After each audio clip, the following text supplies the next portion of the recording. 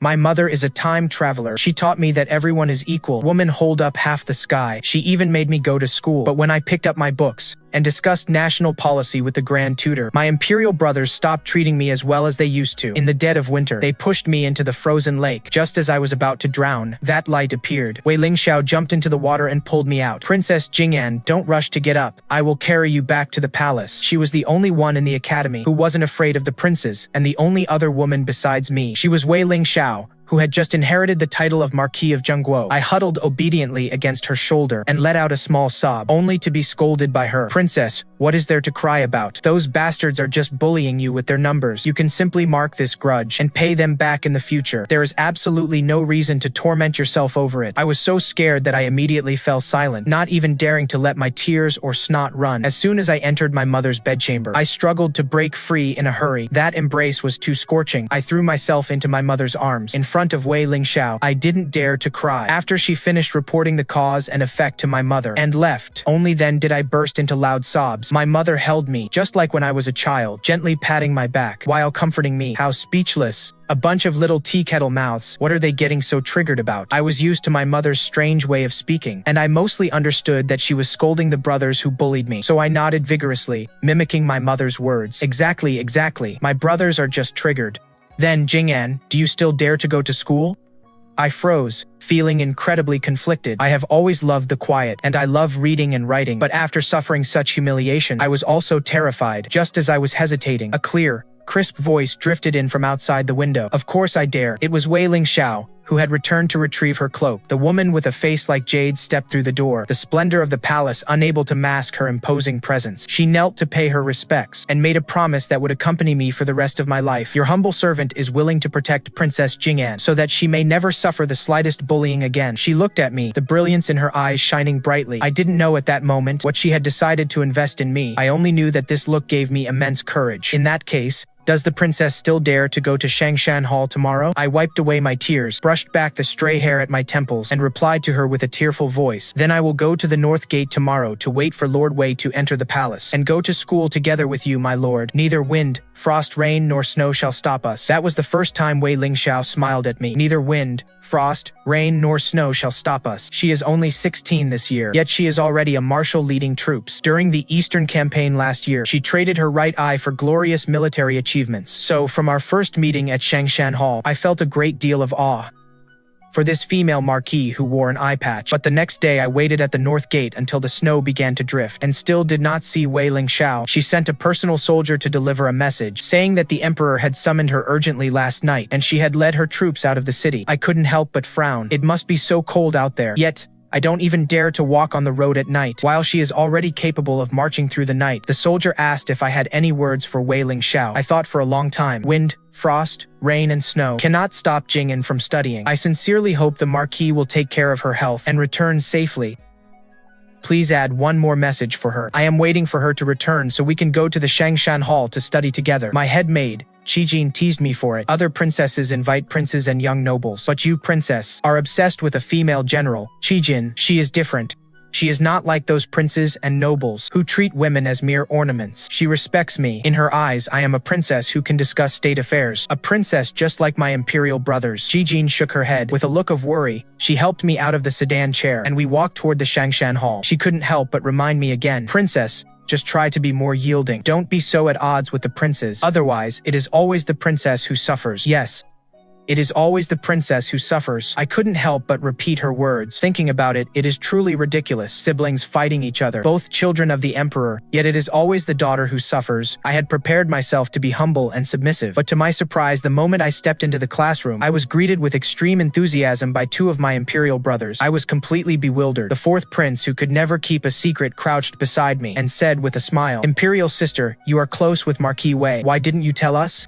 Yesterday, when we were just playing around, it even alarmed her to go and complain to the emperor. It was truly just a misunderstanding. I blinked my eyes, thinking to myself, so there is a woman you all fear after all. So you five, who scheme against each other for the throne, still know that there is a first-rank female marquis who holds the nation's military power. Whoever she supports has the greatest chance of winning, but on the surface I still had to play the part of the obedient sister. When I returned to the palace yesterday, I caught a cold and went straight to bed, so I was unaware. I paused for a moment, and with a selfish motive, I changed how I addressed her. Sister Xiao going to the emperor to complain is just because she has always been decisive and cannot tolerate any wrongdoing. It is just a soldier's temperament. I hope you brothers will bear with her. The princes all spoke with polite formalities, but only the crown prince's face remained dark. He said something to me that I didn't quite understand. Marquis Wei truly settles her grudges. She couldn't even wait a single day. It wasn't until I returned to the palace and heard the reason from my mother that I understood. For this military expedition, Wei Lingxiao had specifically ordered the crown princess's younger brother to join. He was a pampered, soft-handed playboy, a spoiled son of the family.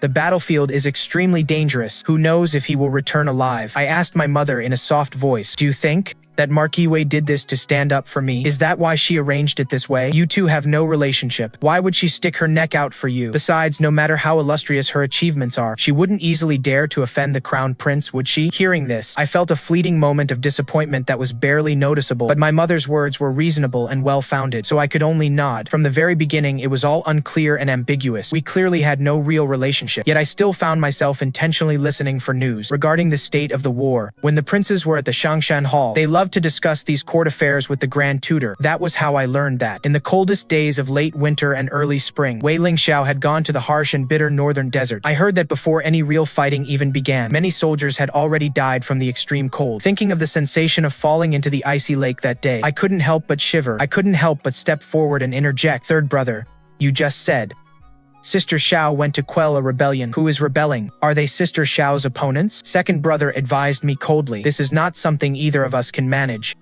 I didn't intend to manage anything. I was just concerned for Sister Xiao's safety. Third brother answered me quite frankly, though with a look of disdain. "Second brother, don't you know the minds of these women? We talk about protecting the country, but they don't understand. They only weep and hope for their return, praying for no more war. So Jing'an, don't worry yourself blindly. A mere band of rebels is no match for the Marquis of Wei. But as we see it, why use a butcher's knife to kill a chicken? His Majesty must have other reasons. Third brother, do not speculate on the Emperor's will, lest you misinterpret his intentions." I feigned a naive and ignorant look and nodded along, but I understood what third brother meant. With the northern desert thousands of miles away, if it were just to suppress a group of bandits, it would be a waste of Wei Lingxiao's talents. There must be other secret orders. Otherwise, she wouldn't have been sent off overnight, unable to even return for the new year to be with her family. Thinking that the Marquis's estate had only this one daughter, my mother and I discussed it and prepared some small gifts to offer comfort. I had originally wanted to visit the old Marquis and his wife in person, but when I asked the emperor for permission to leave the palace, he did not grant it. He even spoke with a hint of reproach, saying that my studying was already an exception. How could I go out and show my face in public? I returned dejected and sighed before my mother. When Crown Prince brother was 9, he could already travel the mountains and rivers with his tutors, but now that I have reached the age of maturity, I am still trapped in this palace. I looked at my mother. She was staring blankly at the flickering candlelight. "Mother, after I am married, will I still be trapped in these 4 square walls? When will I ever be free to walk the streets? Must I be like Sister Xiao and earn military merit to do so?" My mother had always been a free-spirited person, living for the day. Even the emperor had remarked that what he liked most was this carefree spirit of hers. But at this moment, her face was no longer that of a carefree soul. Logically, one shouldn't have to earn military merit to walk out onto the streets. But here, it seems that is the only way. Bewilderment and sorrow filled her eyes. She gently pulled me into her arms. "Jing'an, I wanted you to study, not so you would remain ignorant your whole life or be a man's accessory. But now that you are studying and beginning to understand the world, I fear you will not be able to resist the tide and will fail to do what you want, never finding true happiness." I rested on my mother's shoulder, looking at the wind and snow outside the window, and pondered for a long time. Most things in this world are not as one wishes. I only hope that among these many disappointments, at least I have been clear-headed and tried my best. My mother's body stiffened visibly. She repeated my words, "At least clear-headed and tried my best." Mother reached out and stroked my hair. I thought, like in those cliché stories, if I could win a man's affection, I could complete my mission and return. But I am still trapped here. So it must not be that way. I looked at her, confused, and asked what she was talking about. My mother shook her head, looking almost moved to tears. "It was my perspective that was too narrow. Jing'an, just do what you want to do. Your mother will pave the way for you. I held my mother's hand. This was the first time I wanted to stand before her, to protect her in return. Mother, for my sake, you have already done many unconventional things. Shijin was right about one thing. You have no intention of harming anyone, but with so many eyes watching in the palace, our pursuit of our own wishes is like a thorn in their sides. As things stand now, we should instead remain calm and composed. My mother gave an appreciative smile and poured me a cup of tea herself. Do you know which line of hers I liked best? When Consort Shi first returned to the palace, in private, my mother loved to tell me stories. She said there was a book called The Misplaced Trust of the Nyohuru clan that was quite interesting. After I gradually began to understand the ways of the world during meals or while washing up, she would tell them to me, seeing that I was lost in thought. My mother said leisurely, "Then do not blame this consort for disregarding our past sisterly bond." I smiled with understanding, had Shijin bring the almanac, and under the warm glow of the palace lamps, pointed out the dates of the autumn harvest to my mother. Then do not blame Jing'an for disregarding our past sibling bond. My imperial brothers can leave the palace whenever they want, but I could not speak plainly, so I could only use praying for blessings at the Huguo temple outside the city as an excuse. Under the cover of my mother, I seized the chance to leave the palace to do what I wanted. The Huguo temple had days every month for setting up stalls to provide porridge. At first, I stayed inside the temple, serving porridge and rice with the young monks. Later, using the excuse that it was too crowded inside, I began providing aid outside the temple as well. My goal was to walk into the fields. The first time I saw wheat seedlings, I naively plucked one and put it in my mouth. Auntie Li, who was farming, laughed out loud and hurriedly snatched it from my mouth. Princess Jing'an, this wheat needs to go through many processes before it can be eaten. Chewing it raw like this is certainly not how a princess would taste it in the palace. Going out to pray on the 1st and 15th of every month. In the year I turned 15, I finally saw with my own eyes how green wheat seedlings turn yellow and ripen, how they are harvested by farmers with sickles, ground into flour, and finally made into food that can be swallowed. Auntie Li, with whom I had become close, had 2 sons who had just gone to the battlefield with Wei Lingxiao, leaving behind only a young son who had long been bedridden. I truly could not bear it, so I changed into plain clothes and helped her grind flour whenever I had the chance. Auntie Li was terrified, fearing she would harm my noble body. I helped her up and said that those who claim to seek peace and prosperity for the people all live in deep courtyards with high walls, surrounded by luxury, wasting a carriage load of delicacies in a single meal. I felt truly ashamed. Under the scorching sun, my arms were tanned a purplish red, hoeing at high noon. Sweat drips into the soil. I recited this poem to myself. These poems we had memorized by the age of 4 or 5, but memorizing them was only to seek praise from the emperor, competing to see who could recite better. No one ever thought that these few dozen characters represented the lifelong hardship of 10,000 farmers. Suddenly, a storm broke out outside the window. Thinking of Auntie Li's wheat stacks, I frowned and changed into my plain clothes to leave. Mother is worried and sent a guard to follow me. The guard's name is Ling Yun. Not only is his name similar, but his eyes look a lot like Wei Lingxiao's. I force myself not to think of her constantly. Every letter I send out is filled with wild, wandering thoughts, disturbing her heart even more than my own. Ling Yun holds the umbrella for me. I don't want to look into his eyes, so I say, "Watch your step. When we get to Auntie Li's place, you go and look after her youngest son. In such heavy rain, her roof is leaking in many places. I'm afraid the child's condition will worsen." But by the time we rushed there, we were already a step too late. Auntie Li had just hitched the donkey to the cart, intending to take her son to find a doctor. The moment she saw me, this woman, usually as firm as a rock, suddenly burst into tears. She knelt before me, her eyes full of despair. I quickly pulled her up. "Auntie, you drive the cart. I will hold Sanlang. We cannot delay any longer. I will show you the way. Hurry." I immediately snatched the umbrella from Ling Yun's hand and jumped onto the cart to shield the child from the rain. The mountain road is difficult. You follow behind the cart. Once we reach the protector temple, we will wait at the back gate. You must go quickly and report to my mother. Have the imperial physician waiting, and then send someone to bring us inside. Princess, the protector temple is a sacred place for prayer. They are merely commoners. How dare you? If I disregard the lives of my people today, then my monthly prayers before the Buddha, would they not all be empty words? Would I not have lost my conscience? I grabbed Ling Yun by the wrist. A sudden clap of thunder rang out. I saw that these guards, who were usually respectful yet cold toward me, finally showed a different expression. "Ling Yun, I do not wish to let you down." His expression shifted from confusion to determination, and he ended up helping us push the cart all the way back to the protector temple. Fortunately, after rushing and hurrying, when a ray of golden morning light reached into the temple hall, Auntie Li's youngest son's life was saved. Even the old abbot, usually so calm and focused, was deeply moved. Princess Jing'an, to save a life is a great merit. The princess accumulates virtue and does good. The Buddha will surely bless the princess. I went to help Auntie Lee fix her wheat stacks and returned at dawn. Already exhausted, I leaned on the shoulder of Auntie Lee, who was weeping with joy. Auntie, do not cry. I believe there is a destiny in the unseen, but I would rather fight with all my might before that destiny is set. And now the road is long and difficult, but I have only just begun. That month my arms and cheeks were sunburned, and when the emperor found out I had traveled in disguise, he punished me with confinement and made me copy a thick stack of lessons for women. I don't know why, but when I copied these lessons as a child, even though I heard my mother say indignantly that they were all twisted logic, I lived a life of luxury in the palace and did not truly understand them. Having experienced the wind and rain, I now have a different perspective. My mother, unable to stand it, helped me copy them, cursing as she wrote. Jing'an, do you know the difference between these families that strictly follow these lessons for women? Every time my mother spoke so boldly, I would be terrified.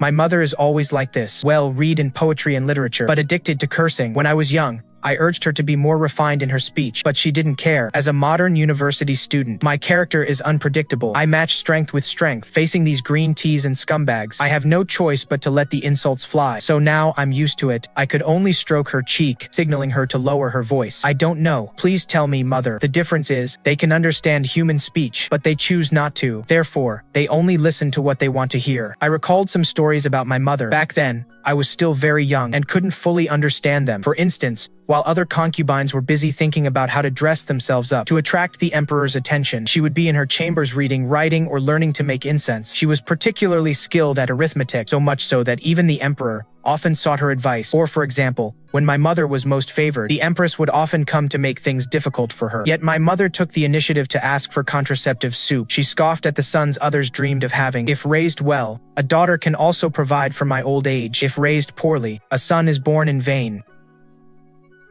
Such free-spiritedness deeply fascinated the emperor. The concubines of the 6 palaces were filled with envy, but my mother said to me, "Look, how interesting. Men just love women who don't love them back. The less you care, the better he treats you, the more obsessed he becomes, because human nature is inherently greedy. What one cannot obtain is always the best. By remaining a princess and having no more children, and not pestering the emperor, she could naturally dispel the malice from many sides. But the root cause wasn't that she was afraid, rather it was because she was fearless. She didn't fear that not having a son would lead to a bad end. She often believed that whatever my imperial brothers could achieve, I could achieve as well. That is why I love and respect my mother from the bottom of my heart. Just as I admire Wei Lingxiao, because they both respect and believe in me just the same." Looking at my mother's expression of utter disgust for the current situation, I reached out and traced every word of the admonitions for women. Finally, I said to my mother softly, "Since I want to obtain everything my imperial brothers can obtain, that naturally includes the throne." I didn't need to look at my mother's expression. I knew she had been waiting for me to say these words. And that month, besides saving Mother Li's youngest son, there was another piece of good news that gave me much to look forward to. An urgent dispatch from the northern desert brought news of Wei Lingxiao's great victory, and that she would be returning to the capital immediately. Upon inquiring, I learned that she had actually crossed the border and seized the 7 cities of the snow territory from the Shuemo kingdom. When I heard this news, I was relieved that she was still alive. So, on the day Wei Lingxiao returned to the court to report, I sent someone to invite her to the inner palace for a discussion. The first snow of early winter, I held a banquet for her at the Listening Rain Pavilion on the snow-white palace path, framed by dark green pines and cypresses. She wore silver armor and a crimson robe, like a red sun rising over the vast desert rivers. Wei Lingxiao strode onto the pavilion. Having not seen her for nearly a year, she had grown much thinner. Her lone eye was as clear as ever, but she carried an aura of coldness, making one afraid to get close. "Princess Jing'an, it has been a long time." She bowed to me, looking down from above. I noticed a dark scar on the back of her neck, as thick as a thumb, disappearing into her inner garment. I wondered how long of a blade wound it was. My heart felt as if it had been pricked by a needle, stinging with a sharp, sudden pain. I had so many things I wanted to say to her. I wanted to ask what kind of dangers she had faced, and whether seizing those cities was truly wise. I also wanted to tell her about my own life, to tell her that I had learned to harvest wheat and grind flour, and that I had saved a child. I wanted to tell her that out of empathy for the people, I had drafted an agricultural decree which had earned my father the emperor's praise and approval. There was so much I wanted to say, but upon seeing her scars, all that remained were tears streaming down my face. "Lord Wei, Jing'an is useless. In your presence, I can only ever cry." I covered my face with my hands. The more I tried to appear composed before her, the more chaotic I became. The window was wide open. As I stood in the cold wind, I did not expect a strong embrace to suddenly wrap around me. She had grown much taller. Last year, I was still level with her brows, but this year I only reached her chin. As such, I lowered my hands and looked up, only for my brow to unexpectedly bump against her warm lips. It was like a thunderclap. I froze in place, my face burning hotter than it would in a midday wheat field. She chuckled softly and whispered in my ear, "Though I was at the border, my heart remained tied to you." Hearing of the princess's great achievements this year, I feel deeply gratified. The princess has not only warmed the hearts of those around her, but also the heart of someone thousands of miles away. So she knew. So she had been watching me too. This was the first time Wei Lingxiao had spoken to me with such tenderness. "I promised to protect the princess, yet I left you to face a year of wind and snow alone. Once the princess has finished crying, you may punish me as you see fit." She stepped back to a respectful distance, one eye crinkling into a lovely crescent moon. I still dared not look her in the eye. Bowing my head, I said, "I never said I would punish you. I only wanted to see you. And to speak with you." I enthusiastically served food onto her plate. She couldn't help but smile. If I were a man, to be treated so kindly by the princess after returning from war, it would have been worth walking the line between life and death. My hand holding the wine ewer faltered slightly. With unspoken intentions, I asked her, "And if you are not a man, what then?" The snow outside the window grew heavier. The wind struck the eaves, making the bells chime crisply. She did not answer me for a long time, so long that I finally couldn't help but look up, cautiously observing her expression. This was the first time she had averted her gaze, not daring to look at me. Her hand beside the table was clenched into a fist. "Lord Wei, even the crown prince yields to you. So naturally there is even less I can do to you. What are you afraid of then?" Wei Lingxiao couldn't help but cough twice, and then, her ears turned completely red. I did not know what she was thinking. I only knew that the usually steady and calm noblewoman had lost her composure. During the victory banquet, she either accidentally knocked over her wine cup or choked while eating her vegetables. In the end, she never answered my question. My heart felt cold, disappointed by 8 or 9 parts. As I saw her out of the palace, I kept half a step behind her the entire time, looking at her tall silhouette. I truly didn't know what else to say. I didn't want to say that those words were just a joke, and I certainly didn't want to pretend I hadn't mentioned them. What my mother taught me, always clear about what to love and what to hate, and having a clear conscience. So, as I walked toward the north gate, I couldn't hide my disappointment. The day Lord Wei set off for the front last year, I waited here for 2 hours. I wasn't afraid of my hands and feet freezing through. I was only afraid that I would never see you again. My heart was clear then, and it will not change in the future. My lord, you need not be troubled by Jing'an. I ask for nothing, only that you live a long and healthy life. For the sake of my own pride, I gritted my teeth and continued, I will naturally feel troubled at times, but Jing'an is not a person of leisure. I can read more books and travel more through the countryside. I finally obtained permission from the emperor to leave the palace, and this year, no matter what, I will follow the labor from the planting of the seeds. I handed over the handle of the umbrella, trying to use these firm words to exchange for a firm heart. She suddenly reached out and grasped the hand I was holding the umbrella with. Her strength was too great. With a gentle tug, she pulled me right in front of her. I couldn't pull my hand away, and asked her with a trembling voice, "Lord Wei, do you have more to say? Haven't you already changed how you address me?" She asked so suddenly that I was filled with confusion. Wei Lingxiao leaned in close to me, her smile deepening. "Princess, could you call me Sister Xiao to my face? Let me hear it with my own ears." This time, it was my turn to blush to my ears and be at a complete loss. That day, I turned and fled as if escaping. Several young maids chased after me with umbrellas, but they couldn't catch up. I ran far away, and only after hiding behind the Panlong Palace did I start to gasp for air, calming my heart to prepare that one phrase. She must have heard it. Otherwise, she wouldn't have made an appointment with me. Tomorrow at this palace gate, will Princess Jing'an come to wait for Sister Xiao again? I muttered to myself, I won't wait for you this time, while running back to my chambers at full speed to ask my mother to help me pick out a beautiful dress. Jing'an, you have something on your mind. Dressing up for someone you admire, are you? I blushed deeply, neither nodding, nor shaking my head. My secret was too unspeakable, like a path beneath the flowers in March, not to be seen by others, not to be seen by the light of day. But I believe that one day I will say it out loud for all to hear. I feared the past would repeat itself. The next day, on the way to the north gate, my mood was very uneasy. I said to Qijin, leading an army into battle is a major matter. If she is truly summoned to depart overnight again, it would be understandable, wouldn't it? Qijin saw through my anxiety and shook her head with a helpless smile. The princess is inside the sedan chair, so naturally you cannot see. But there is someone in crimson robes waiting there. It must be the Marquis of Zhengguo, who arrived early. Upon hearing this, I gathered up my skirts and hurriedly jumped out of the sedan chair. I bypassed the others and ran with all my might toward that flash of crimson. From afar, Wei Lingxiao saw me and also ran toward me. After days of gloom, the sky suddenly cast down a ray of clear light. Wei Lingxiao caught me in her arms as I panted for breath. "Princess, your hands are frozen stiff. Why not come over warm and cozy in the sedan chair?" I took the opportunity to slide my hands under her cloak and wrap them around her waist. The sedan chair was too slow. I was afraid I had mistaken the person. "I just ran over to see if it was you, Sister Xiao."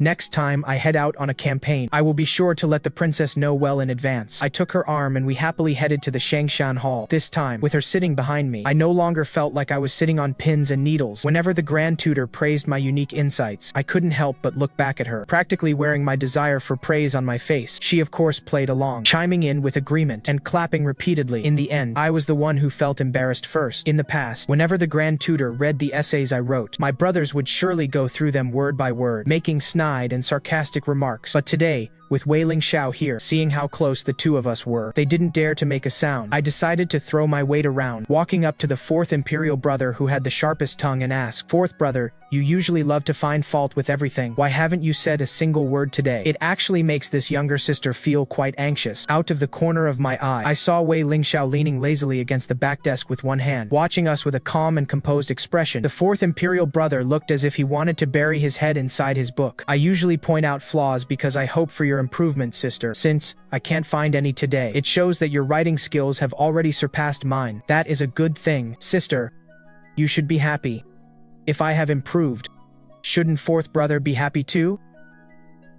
Why does it seem to me that fourth brother is not nearly as happy as when you pushed me into the ice lake last year?" The fourth imperial brother glanced at Wei Lingxiao behind me, and I don't know what he saw, but he was instantly scared pale. Speaking of the ice lake, before coming to the Shangshan Hall today, the crown princess asked me to inquire with the Marquis of Wei. My younger brother has been back from the campaign for several days, yet he still suffers from a high fever. It is said he fell into the frozen lake in the northern desert. Is there any truth to this? I turned to look at Wei Lingxiao, dumbfounded. That arrogant woman was still propping her head up with one hand. The second young master must be accustomed to a life of luxury at home, marching on ice. His legs must have felt weak, so he couldn't stand steadily, and fell into a hole in the ice. I am also very concerned about him. Meeting Wei Lingxiao's eyes, which held a hint of mischief, I couldn't help but chuckle. Every word she said made it sound like it had nothing to do with her, but the look she gave me clearly said that is right. It was all settling a personal score. Who told you all to push the princess into the ice lake first? The third imperial brother stood up to speak for the crown prince. Even if that is the case, Lord Wei is a commander of an army. Shouldn't you take good care of your subordinates and keep them from suffering unnecessary harm? How about next time I request to lead a campaign, I ask for His Third Highness to join me. That way your highness can act as an overseer and urge me to show compassion to my subordinates. The third imperial brother sat back down just as quickly as he had stood up. The crown prince's face grew even darker. He finally used his authority as the heir apparent on me. "Jing'an, follow me to the Eastern Palace after class. I have important matters to discuss with you." I obediently agreed, but was pulled aside by Wei Lingxiao, who whispered, "The walls of the Eastern Palace are quite thin. Do you want me to?" I hurriedly covered her mouth, watching as she leaned over with her arms on either side of me, full of laughter. Wei Lingxiao just loves to tease me. She really is wicked. I followed Wei Lingxiao's advice and brought Lingyun to stand guard outside the palace gate. I know Lingyun is one of Wei Lingxiao's people. Ever since the night she left for the campaign in the snow, she has always been looking out for me. But in the end, I had overestimated the crown prince. I thought that her so-called important matters to discuss meant forbidding me from studying literature and martial arts, and forbidding me from leaving the palace to observe the lives of the people. But she simply brought up the crown princess, putting on a perfect display of a sister-in-law caring for her sister. She flipped through a picture book introducing potential husbands to me. I couldn't help but think of my mother's words. They believe that for a woman,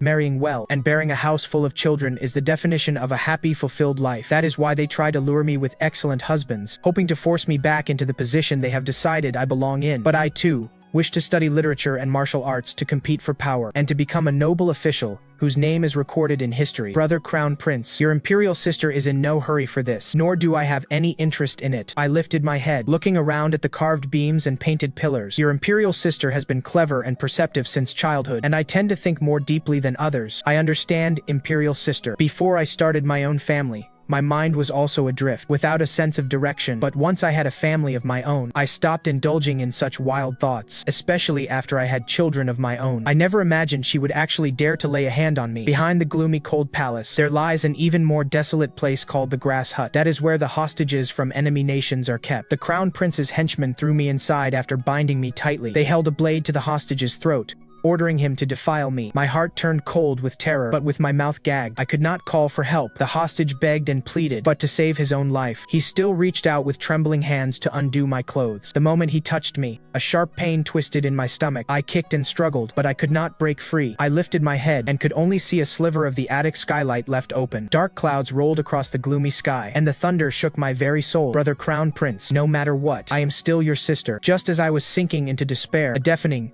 earth-shattering roar came from outside the door. Immediately after, the door to the attic was kicked open. Daylight flooded and instantly illuminating the dark room. By the time I realized what was happening, the Crown Prince's henchmen in the room had all been struck down. The smell of blood made me feel nauseous. Just as that person was about to swing their blade to kill the hostage, I threw myself forward with all my might and fell into the arms of someone in silver armor and crimson robes. Her movements were gentle as she carefully helped untie me. I wiped away my tears, my mouth bleeding from the tight gag. The moment I saw the heartache in Wei Lingxiao's eyes, I couldn't stop myself from sobbing uncontrollably. This humble servant deserves to die. Tears welled up in her only eye, her brows knit tightly together, her heartache overriding her fear. I shook my head vigorously, trying to comfort her instead. You are certainly not the one who deserves to die. Besides, you must not take this hostage's life right now. Otherwise, before the Emperor, they will just file another complaint against you, and we won't be able to clear our names. Wei Lingxiao raised her hand, a hand that could wield a 100-pound gilded blade. Yet, as she wiped my face, her touch was as soft as cotton against my cheek. I couldn't help but laugh through my tears.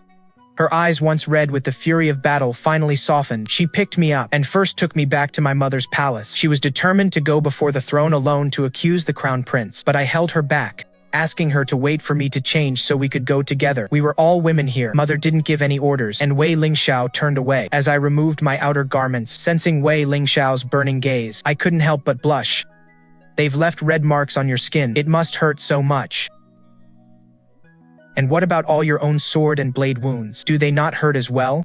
I stood with my back to Wei Lingxiao, but the imperial concubine was standing facing me. She saw the look on my face clearly, her gaze darting back and forth between me and Wei Lingxiao, as if she had discovered some earth-shattering secret. Wei Lingxiao did not answer me, but steered the conversation back to the Crown Prince. With the Lunar New Year approaching, it is time for those who lack the virtue for their positions to step down. We cannot let them linger into the new year to keep sickening everyone. In the reflection of the diamond-shaped mirror, I saw her murderous expression, and for the first time I did not feel afraid. If they want to watch us climb high only to fall, if they want to see us ruined, then we simply won't let them. We will return every single deed to them in kind. She stepped forward and took my hand in hers. The imperial concubine shrugged her shoulders, covering her own mouth, her eyes wide. I'm shipping it. I'm totally shipping it. What kind of divine pairing is this? A female general and a little princess. Top tier, perfect match, don't you think, mother? I dared not look back at Wei Lingxiao. Wei Lingxiao naturally did not understand what the imperial concubine was saying. Concubine Tan, where did you bump yourself? Are you injured? Oh, I just bumped my heart, that is all. She quickly fastened my cloak and tucked my hand into Wei Lingxiao's palm, entrusting me to her as if she were marrying off her own daughter. You must not let her suffer any grievances. Seeing the imperial concubine's brazen smile, I hurriedly pulled Wei Lingxiao toward the door. Wei Lingxiao was quite straightforward, loudly and carelessly promising to ensure she would return me safe and sound. After such a chaotic display, I found my composure returning, so before the Emperor, I bowed with grace and poise. Meeting the Crown Prince's venomous glare, I felt neither fear nor trepidation. Your Highness, Crown Prince, even if I had been defiled by that hostage today, so what? I would still go to study at the Shangshan Hall, and I would still go to the Huguo Temple to pray for the nation. My heart is clean, and my world is vast. I will never break myself because of someone else's mistake. Therefore, your Highness's foolish scheme will never destroy me. Instead, it has only made me know myself better. The Emperor was inclined to favor the Crown Prince, following the Crown Prince's sophistry and concluding that I had accidentally wandered into forbidden territory and was merely speaking nonsense out of fright. Since I already held prestige among the common people, the Emperor, wary of this, ordered his servants to sever the hostage's tendons. As a show of punishment, I felt a chill run through me. It was clear that the one who truly deserved severe punishment was the Crown Prince, standing there in the hall completely unscathed. Your Majesty, what the Crown Prince says is untrue. I, your subject, happened to pass by and saved Princess Jing'an. As for the state of the grass pavilion at that time, I am the one who knows it best. I noticed the Crown Prince looking at Wei Lingxiao behind me, his expression dark and menacing. I thought, before Wei Lingxiao spoke, that anyone would have been quite confident. After all, The crown prince is the heir to the throne, the future emperor. Even for a first-rank noble, there was no need to fall out with the crown prince just for the sake of a mere princess. Thus, Wei Lingxiao's counterattack sent the crown prince into a rage. Ignorant woman! How dare you slander this prince? The sound of knuckles cracking. She must have been furious. When I broke 2 ribs suppressing bandits in the south the year before last. Why did your highness not call me an ignorant woman then? When the enemy state of Jiangdong invaded last year, I sacrificed an eye to drive the enemy back 100 miles. Why did your highness not call me an ignorant woman then? She knelt before him, kowtowing in salute. May your majesty be the judge, since the crown prince deems me an ignorant woman. I am clearly unfit for such heavy responsibilities. I might as well retire to my hometown. She was observing protocol behind me. I should not have stood up before the emperor gave his permission, but hearing her forehead strike the floor with a heavy thud, I couldn't help but want to turn and help her up. But the moment I turned my head, I was stunned. I saw her left eye, hidden beneath the eye patch. Dark red veins were spreading out like roots. It was truly shocking to behold. My heart trembled. I couldn't help but feel my eyes well up. Wei Lingxiao merely gave me a calm, indifferent look. She wanted to put me at ease. The emperor stepped toward Wei Lingxiao before I could. Our dynasty values martial arts over literature. He naturally holds this young general, who seems like a star of war descended to earth, in high regard. General Wei is not even 20 yet. Why speak of retiring to your hometown? The emperor tried to smooth things over, reaching out to help Wei Lingxiao up, but seeing that Wei Lingxiao insisted on staying down, the emperor understood. He summoned the crown prince to offer her a formal apology, to try and brush Wei Lingxiao off with a few perfunctory words. That would naturally not do. I squeezed out a flood of tears, adding fuel to the fire. Father, as the crown prince says, am I, Princess Jing'an, just an ignorant woman for being bullied? If that is the case, and I am to be the laughingstock of the world, then there is truly no point in me living on. Seeing me stand up and head toward the pillar to strike it, the emperor hurriedly stopped me. This was not the inner palace, nor was it the imperial study, but the main court hall, because those directly involved included not only myself, a princess beloved by the people, but also Wei Lingxiao, a first-rank noble with power across the court. Those waiting for a result were far more than just a few palace women. Seeing the unyielding resolve of Wei Lingxiao and me, the emperor gradually grasped the gravity of the situation. He was weighing his options, his expression shifting from perfunctory to solemn. Jing'an, do you truly intend to pursue this to the end? Using your status to pressure the crown prince is a grave taboo, but I thought, in this moment facing the emperor's wrath, Wei Lingxiao would understand my refusal to compromise. I am a princess, the first since the founding of the dynasty, to leave the palace and serve the people, and Wei Lingxiao is the same, the first female general in our history to lead millions of troops. We have already reached the pinnacle for women. If we cannot even protect ourselves, how can we convince the world in the future, convince them that women in power can also bring peace and prosperity to the nation? So I nodded firmly. Father, Jing'an only wants justice.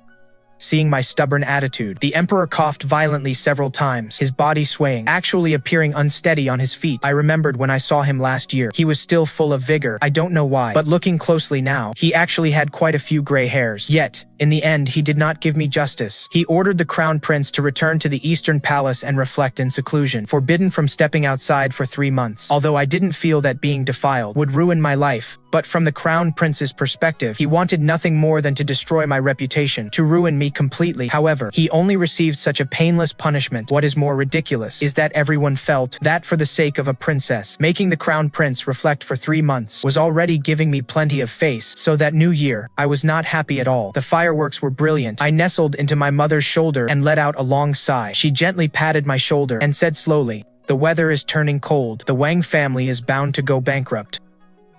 She just stroked my hair gently. "Your father is old and muddled. This position must eventually be given to someone with clear eyes and a clear mind." I suddenly thought of the story of the Nyohuru clan's betrayal she loved to tell me. I thought of this, the ending of the book. The ending is, the emperor's favorite noble consort poisons her to death with her own hands. It makes my skin crawl. I subconsciously gripped my mother's hand tighter. Perhaps I squeezed her too hard, but she gently patted the back of my hand to put me at ease, without the strength of the Qin or Han emperors, yet still insisting on expanding territory and causing such suffering to the people. Can you see how hollow the empire has become inside? He doesn't care about the lives of the common people at all. Looking at my mother's clear, calm eyes, I finally slowly let go of her hand. At the hour of the late-night snack, after seeing my mother to bed, I stared at the night sky lost in thought. My mind was in complete turmoil. In the quietest moment, a rhythmic clatter of hooves approached from the distance. Wei Lingxiao, in white against the snowy field, stopped beside a pine tree. I trotted over and stopped before her. "Princess, wishing you peace this new year, and may all things be auspicious." She took an oil paper parcel from her robes and opened it with great enthusiasm. Who would have thought it was a bag of crushed red bean pastries? Her beautiful brows drooped instantly. "It is my fault for riding too fast. What a pity. I spent 3 or 4 days learning to make these." "You made them yourself? Let me have a taste." I reached out before she could wrap the paper back up and grabbed a handful. I quickly stuffed them into my mouth. "I'm not just flattering you, Sister Xiao. Aside from being a bit sweet, these pastries are actually quite good. I was thinking of the princess while I made them, so I added extra sugar. The princess is just as sweet as the sugar." I pushed her away, feeling incredibly shy, and stomped my feet in a flurry. "Who taught you these things? This humble servant is untalented. I learned it on my own." I finally felt the gloom in my heart disperse. She carried me up onto the roof, fearing I would catch a chill. She took off her own crimson cloak and wrapped it around me. I actually already had the answer in my heart, but I couldn't help but ask her, "Sister Xiao, is it true that whoever ascends that throne must pave their way with blood?" She probably wanted to give me an answer that wasn't so cruel. Just as her brows knitted into a tight knot, I spoke first. "Sister Xiao, don't worry. I know what kind of path I am walking. I just feel that family ties shouldn't have to come to this point. You treat them as family, but they treat you as a plaything. If I didn't have my current military achievements, I would never be the Marquis of Jing'an. I would only be the only daughter of the Marquis, a housewife managing some household in some courtyard. This is the reality of the situation. If a son has no achievements, he can still inherit the title. But Wei Lingxiao is a woman. She must sharpen her weapons and horses, and carve out the reputation of the jade-faced Yama to survive. That is why, since childhood, she has been tempered in the military camps. She wanted to make something of herself. She wanted to prove through countless brushes with death that even as an only daughter, she could uphold the name of the Marquis of Jing'an. I gently stroked her back, moving slowly upward, finally stopping at the scar on her neck. "Then for you, for me, and for thousands of others like us. I no longer have any reason to be soft-hearted." After the new year, the emperor's health was clearly failing day by day. He trusted my mother implicitly because he was convinced that, among the powerful consorts in the harem, only consort Tan, who had no sons, could never harm him. People must pay for their own blind confidence, especially regarding matters they were never meant to control. I rose early every morning to attend lectures by the Grand Tutor at the Shangshan Hall. In the afternoons, I would leave the palace to inspect the farmlands, and in the evenings I would seek respite at Wei Lingxiao's estate, listening to her speak of court politics and military campaigns, and of the customs and traditions across the vast lands. The north of the river is prone to drought, while the south is prone to flooding, so I spent most of my time studying irrigation and water management. When the Crown Prince was released from the Eastern Palace, I happened to be presenting my memorial on canal construction to the Emperor. He intercepted me in front of the Emperor's bedchamber. Even now, he couldn't even be bothered to maintain a shred of pretense. "Your ambition is truly grand, royal sister, daring to covet the throne itself. Brother Crown Prince, you must be muddled from your confinement. I already told you, father is gravely ill and needs rest, yet you insist on forcing your way in. If father were to find out, wouldn't it break his heart? Quickly, escort Brother Crown Prince back to the Eastern Palace. Jing'an. You will never set foot in my Eastern Palace as long as you live." Lingyun led her men to forcibly drag the Crown Prince away. Watching the Crown Prince's distorted, unrecognizable face, I suddenly understood what Mother meant when she spoke of someone breaking down. So upon entering the Emperor's bedchamber, when Mother asked me what the commotion outside was about, I smiled and brushed it off. Samani had a breakdown, so I had them sent away. Mother understood and helped me present the memorial. Let them break. There will be plenty of days ahead for them to break even further. I saw that the Emperor no longer had the strength to sit up. He listened as Mother finished reading my memorial, then nodded with great effort, signaling for Mother to help him apply the imperial seal. Approved. The moment Mother picked up the imperial seal, my heart began to race. If she can stamp it on a memorial today, she can stamp it on an imperial decree tomorrow. The Empress was held firmly in check by my mother. Seeing the tide turn in the imperial city, she ultimately decided to see the Crown Prince through to the end. The Crown Prince intended to commit treason and ascend the throne in secret, so she also wrote a letter of resignation, sending it to her own family, who held little military power. Father was bellicose, a trait loathed by all under heaven. The only thing she did right was to give a capable official like Wei Lingxiao a chance to rise. So on the day the Crown Prince gathered the Empress's family to rebel, I sat before the Emperor's sick bed, wiping his cheeks, and said only this to him: "You always say we are ignorant women, but who would have thought of such a brilliant plan for treason? The one who insisted on thrusting the throne into my hands was none other than your most favored Crown Prince. Father, are you so furious? Because your son is staging a coup? Or because I am the one who will inherit the empire?" I stood up slowly and looked out the window. It was my mother who had captured the Empress, waiting for the Emperor's judgment. Hearing the person behind me slowly cease to breathe, I fiercely wiped the tears from my face. The throne is now in Jing'an's hands. You may rest in peace." After entrusting the news of the emperor's passing to my mother, I went to the eastern palace alone. A light rain began to fall on the way, weaving a curtain of mist, obscuring the path ahead, but I knew the way to the eastern palace well. The day I still believed that siblings wouldn't go this far. It was right here in the eastern palace. Brother Crown Prince slapped me, telling me to be a docile princess from then on. Among the suitors he recommended for me, there was even the younger brother of the crown princess. Utterly incompetent. Yet the crown prince thought such a man was more than good enough for me. He was terrified that I might have even the slightest chance to rise to the clouds, so even when choosing a husband for me, he had to find someone mediocre and useless. That is why I don't intend to leave him a way out. The palace is filled with eyes belonging to me and my mother. It was I who intentionally left a gap, allowing the empress's letters to be sent out. Only if she rebelled would I have a legitimate reason to suppress her, and be able to eliminate him without leaving any evidence. Only a dead crown prince will have no qualification to fight me for the throne. Wei Lingxiao received my verbal order and had long since laid an ambush outside the eastern palace. The power of the empress's maternal family outside the palace had already been subdued by Ling Yun. I deliberately ordered the imperial guards to feign an attack, shouting Lu Jing'an outside the eastern palace purged the court of evil to lure the crown prince out, but the crown prince refused to open the gates. I walked right up to the gate, but could hear no movement inside the courtyard. Wei Lingxiao grew impatient, personally pushing a cannon forward, ordering men to set up a shield before me. Then aiming and firing. A single shot shattered the imposing gates of the eastern palace. As the high walls collapsed, it was as if the cage that had bound countless women had also been shattered. The crown prince and his palace staff were quickly detained in the courtyard by Wei Lingxiao. The rain grew heavier, and everyone looked utterly wretched. Those who once looked down on me and bullied me, it turns out could also cry, and would kneel and beg for mercy. The crown prince had intended to betray his mother, the empress, to escape. Wei Lingxiao caught him in the tunnels of the eastern palace. He looked up from afar, and this time he finally stopped calling us ignorant women. "Jing'an, I am your brother, the crown prince. I am your brother." "Brother? But back then, when I fell into the frozen lake, you were the one who watched and did nothing. Latter, you were the one who pushed me into the pavilion of grass where the enemy state's hostages were kept, wanting to ruin my reputation." I blinked, unable to tell if what flowed down my face was rain or tears. I gave a soft order. The imperial guards who followed the crown prince in rebellion are to be punished according to their involvement. They must not be killed without cause. The crown princess and her children are to be exiled beyond the borders. As for His Highness the Crown Prince, the crown prince led an army in rebellion and died in the chaos. His body is not to be found, and he shall not be buried in the imperial mausoleum. An imperial guard understood my words, raised his blade and stepped forward quickly. Wei Lingxiao rushed to my side and pulled me into her embrace. "Don't look, the sky will clear eventually. It will clear."